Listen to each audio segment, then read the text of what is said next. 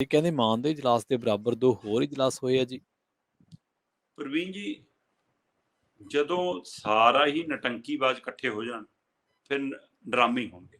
ਜੀ ਸੋ ਇਹ ਬੀਜੇਪੀ ਕਾਂਗਰਸੀ ਤਾਂ ਉਹਨਾਂ ਨਾਲੋਂ ਬੜੇ ਵੀ ਆਮ ਆਦਮੀ ਪਾਰਟੀ ਦੇ ਐਮਐਲਏ ਚੁਣੇ ਹੋਏ ਨਾਲੋਂ ਵੀ ਬੜੇ ਨਟੰਕੀਬਾਜ਼ ਨੇ, ਕਿਉਂਕਿ ਉਹਨਾਂ ਨੂੰ ਚਲਾਉਣ ਵਾਲਾ ਇੱਕੋ ਬੰਦਾ ਹੈ ਅਰਵਿੰਦ ਕੇਜਰੀਵਾਲ, ਤੇ ਇਹ ਤਾਂ ਹਲੇ ਨਵੇਂ ਮੈਦਾਨ ਚ ਆਏ ਨੇ, ਨਵੇਂ ਸਿੱਖੀਏ ਨੇ।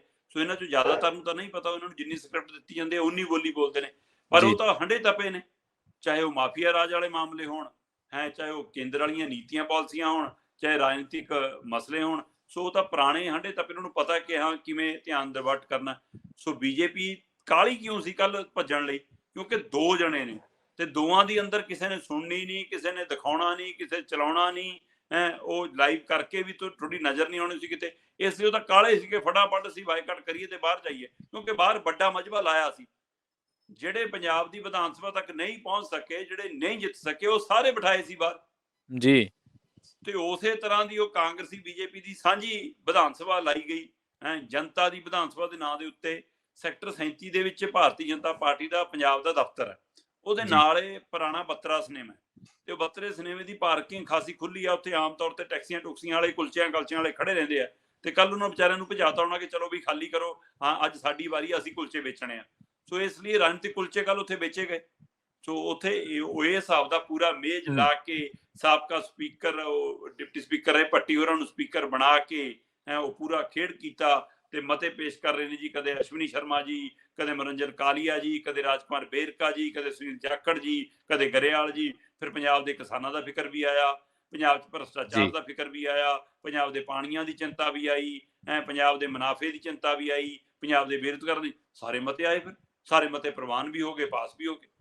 ਸੋ ਇਸ ਲਈ ਇਹ ਉਹਨਾਂ ਨਾਲੋਂ ਵੀ ਵੱਡੇ ਡਰਾਮੇਬਾਜ਼ ਨੇ। ਇਹਨਾਂ ਨੂੰ ਪਤਾ ਹੈ ਕਿ ਅਸੀਂ ਚਰਚਾ 'ਚ ਕਿਵੇਂ ਰਹਿਣਾ, ਅਸੀਂ ਮੀਡੀਆ ਦੀ ਨਜ਼ਰ ਕਿਵੇਂ, ਕਿਉਂਕਿ ਮੀਡੀਆ ਨੂੰ ਵੀ ਪਤਾ ਕਿ ਇੱਥੇ ਨਾਮੀ ਗ੍ਰਾਮੀ ਨਾਂ ਤਾਂ ਹੈਗੇ, ਚਾਹੇ ਉਹ ਚੱਲੇ ਹੋਏ ਕਾਰਤੂਸ ਨੇ, ਚਾਹੇ ਉਹ ਫੇਲ ਕਾਰਤੂਸ ਨੇ। ਖਾਸੇ ਨਾਮ ਸੀ, ਕੱਲ ਕਿਰਾਣਾ ਸੋਢੀ ਵੀ ਬੈਠਾ ਹੈ, ਰਾਜਕੁਮਾਰ ਬੇਰਕਾ ਵੀ ਬੈਠਾ ਹੈ, ਆ ਵੀ ਬੈਠਾ ਜੀ, ਉਹ ਵੀ ਬੈਠਾ ਜੀ, ਗਰੇਵਾਲ ਵੀ ਇਕੱਠਾ ਬੈਠਾ ਜੀ, ਜਾਖੜ ਵੀ ਬੈਠਾ। ਚਲੋ ਜੀ, ਸੋ ਇਸ ਲਈ ਮੀਡੀਆ ਦਾ ਧਿਆਨ ਖਿੱਚਣ ਲਈ ਕੋਈ ਪੰਜਾਬ ਵਾਲੀ ਫਿਕਰਮੰਦੀ ਨਹੀਂ। ਜੇਕਰ ਫਿਕਰਮੰਦੀ ਹੋਵੇ ਤਾਂ ਕੇਂਦਰ ਵਾਲੀਆਂ ਨੀਤੀਆਂ ਦੇ ਬੋਲੇ ਨਾ ਬੀਜੇਪੀ, ਕਿ ਪੰਜਾਬ 'ਚ ਭਾਈ BSF ਦੀ ਕੀ ਲੋੜ ਆ, ਪੰਜਾਬ ਦਾ ਜਲਿਆਂਵਾਲੇ ਬਾਗ ਦਾ ਨਾਸ ਕਿਉਂ ਕੀਤਾ, ਪੰਜਾਬ ਦੇ ਇਤਿਹਾਸ ਨੂੰ ਕਿਉਂ ਤਰੋੜਿਆ ਮਰੋੜਿਆ, ਪੰਜਾਬ ਦੇ ਪਾਣੀਆਂ ਤੇ ਡਾਕਾ ਕਿਉਂ ਮਾਰ ਰਹੇ ਹੋ, ਪੰਜਾਬ ਦੇ ਵਿੱਚ BBMB 'ਚ ਸਾਡੀ ਮੈਂਬਰਸ਼ਿਪ ਕਿਉਂ ਖਤਮ ਕੀਤੀ। ਪੁੱਛਣ ਨਾ ਬੀਜੇਪੀ ਵਾਲੇ, ਪੰਜਾਬ BJP ਵਾਲੇ, ਜੇ ਫਿਕਰ ਹੋਵੇ ਪੁੱਛਣ ਕਿ ਮੋਦੀ ਜੀ ਕਿਸਾਨ ਅੰਦੋਲਨ ਖਤਮ ਹੋਣ ਲੱਗੇ, ਤੁਸੀਂ ਜਿਹੜੀ ਚਿੱਠੀ ਲਿਖੀ ਸੀ ਉਹ 'ਚ ਕਿਹਾ ਸੀਗਾ ਕਿ MSP ਕਾਨੂੰਨੀ ਤੌਰ ਤੇ ਦੇਣ ਦੇ ਲਈ ਅਸੀਂ ਕਮੇਟੀ ਬਣਾਵਾਂਗੇ। ਕਿੱਥੇ ਆ ਉਹ ਕਮੇਟੀ, ਕਿੱਥੇ ਆ MSP?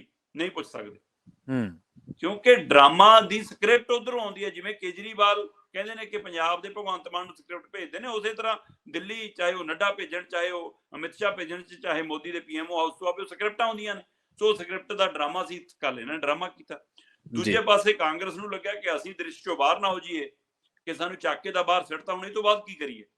ਸੋ ਇਸ ਲਈ ਉਹ ਭੁੰਜੇ ਬੈਠ ਨਹੀਂ ਸਕਦੇ ਸੀ। ਪ੍ਰਤਾਪ ਬਾਜਵੇ ਹੋਰੀ, ਤਰਿੰਦਰ ਬਾਜਵਾ ਹੋਰੀ ਹੈ, ਤੇ ਸੁਖਜਿੰਦਰ ਰੰਧਾਵਾ, ਤੇ ਚੱਲ ਮੁੰਡਾ ਚਾਹੇ ਨੌਜਵਾਨ ਆ ਪ੍ਰਧਾਨ, ਪਰ ਪ੍ਰਧਾਨਗੀ ਕਰਕੇ ਉਹਨੂੰ ਵੀ ਕੁਰਸੀ ਦੇਤੀ, ਤੇ ਰਾਜਾ ਬੜਿੰਗ ਵੀ, ਸੁਖਜਿੰਦਰ ਰੰਧਾਵਾ ਵੀ, ਪ੍ਰਤਾਪ ਬਾਜਵਾ ਵੀ, ਤੇ ਤਰਿੰਦਰ ਬਾਜਵਾ ਵੀ, ਇਹ ਜੀ ਕੁਰਸੀਆਂ ਤੇ ਬਹਿ ਗਏ। ਤੇ ਬਾਕੀਆਂ ਨੇ, ਕਈਆਂ ਨੇ ਭੁੰਜੇ ਚੌਂਕੜੀਆਂ ਲਾਈਆਂ, ਕਈਆਂ ਨੂੰ ਲੱਗਿਆ ਕਿ ਨਹੀਂ ਯਾਰ ਚੰਗੇ ਨਹੀਂ ਲੱਗਦੇ ਭੁੰਜੇ ਖੜੇ, ਉਹ ਪਿੱਛੇ ਬੈਠਦੇ, ਉਹ ਪਿੱਛੇ ਖੜੇ ਹੋ ਕੇ ਕੁਰਸੀਆਂ ਦੇ। ਚਲੋ ਜੀ, ਕਹਿੰਦੇ ਜੀ ਸਾਡਾ ਆਪਣਾ ਸੈਸ਼ਨ ਹੈ, ਉਹ ਆਪਣਾ ਸੈਸ਼ਨ ਚਲਾਇਆ।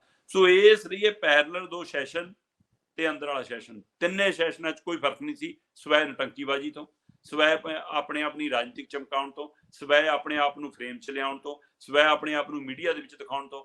ਪੰਜਾਬ ਦੀ ਨਾ ਇਹਨਾਂ ਨੂੰ ਪਹਿਲਾਂ ਫਿਕਰ ਸੀ, ਨਾ ਹੁਣ ਫਿਕਰ ਹੈ। ਸਿਰਫ ਤੇ ਸਿਰਫ ਆਪਣੀ ਪਾਰਟੀ ਦੀ, ਆਪਣੀ ਚਿਹਰੇ ਦੀ, ਆਪਣੀ ਰਾਜਨੀਤੀ ਦੀ ਫਿਕਰ ਹੈ। ਪੰਜਾਬ ਦੇ ਮੁੱਦੇ ਤਿੰਨੇ ਤਰ੍ਹਾਂ ਦੀ ਵਿਧਾਨ ਸਭਾ ਜਿਹੜੀਆਂ, ਚਾਹੇ ਬਾਹਰ ਦੋ ਡੰਮੀ ਸੀਗੀਆਂ, ਤੇ ਚਾਹੇ ਅੰਦਰ ਅਸਲ 'ਚ ਬੁਲਾਇਆ ਇਜਲਾਸ ਸੀ, ਤਿੰਨਾਂ 'ਚੋਂ ਪੰਜਾਬ ਮੰਨਫੀ ਸੀਗਾ।